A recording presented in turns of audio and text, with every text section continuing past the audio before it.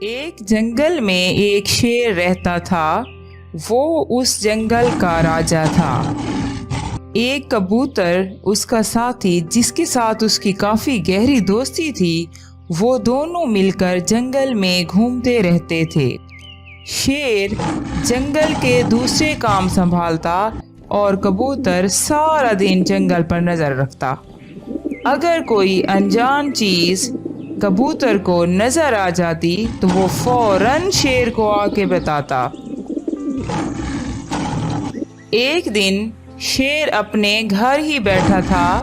کبوتر جنگل میں گھوم رہا تھا۔ اچانک اس کی نظر ایک ریچھ پر پڑی جو کہ پہلے جنگل میں کبوتر نے کبھی نہیں دیکھا تھا۔ وہ جلدی سے ریچھ کے بارے میں شیر کو آ کے بتاتا ہے۔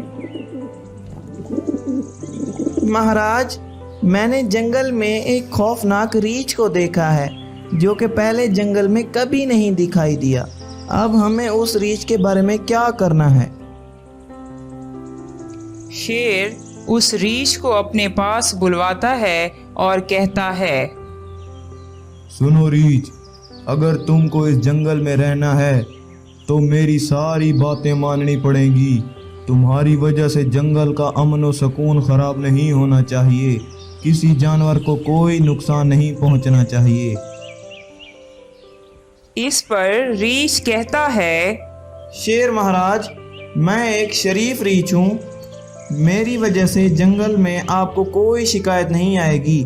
میں جنگل کے اصولوں کا خاص خیال رکھوں گا اور آپ کے جنگل کے جانوروں کو کوئی نقصان نہیں پہنچاؤں گا۔ اتنا کہہ کر ریچھ واپس جنگل میں چلا جاتا ہے کہ ایک دن جنگل میں کبوتر اپنے معمول کے مطابق اڑ رہا ہوتا ہے۔ اچانک اس کی نظر ایک مری ہوئی بکری پر پڑتی ہے۔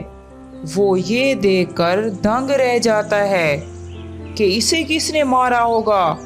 وہ بادشاہ شیر کے پاس آ کر سارا ماجرا اس کو سناتا ہے تو شیر اس کو کہتا ہے، اب جو ہونا تھا وہ ہو گیا، جس نے مرنا تھا وہ مر گیا۔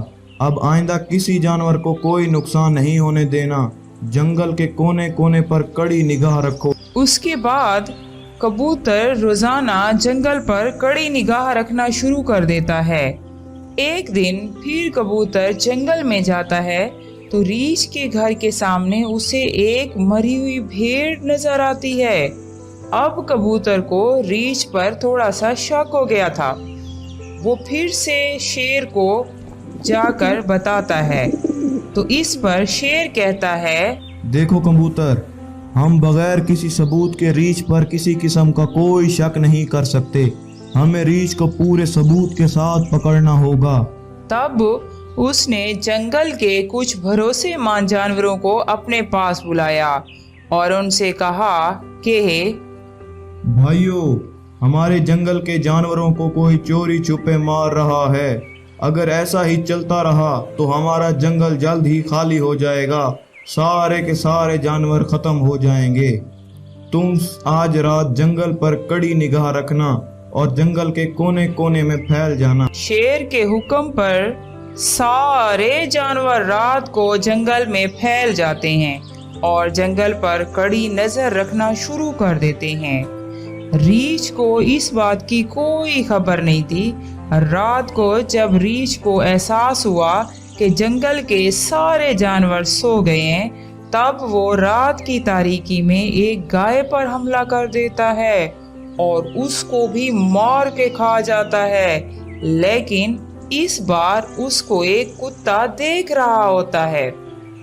اگلی صبح کتا بھاگا بھاگا شیر کے پاس پہنچتا ہے اور ریچھ کے بارے میں سب بتا دیتا ہے۔ تب شیر سارے جانوروں کو ایک پلان سمجھاتا ہے۔ رات کو ایک بلی کو ریچھ کے گھر کے سامنے سلایا جاتا ہے۔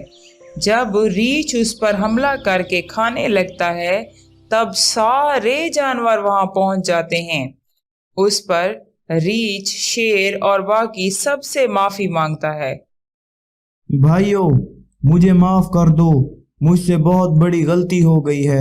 لیکن शेर क्योंकि कई बार उसको पकड़ के समझा चुका था, उसे बार बार कह चुका था कि आपने मेरे जंगल के जानवरों को कोई नुकसान नहीं पहुंचाना, लेकिन रीछ बाज ना आया। इस बात पर शेर को बड़ा गुस्सा था, इसलिए वो उस पर हमला करके उसको उसी वक्त मार देता है।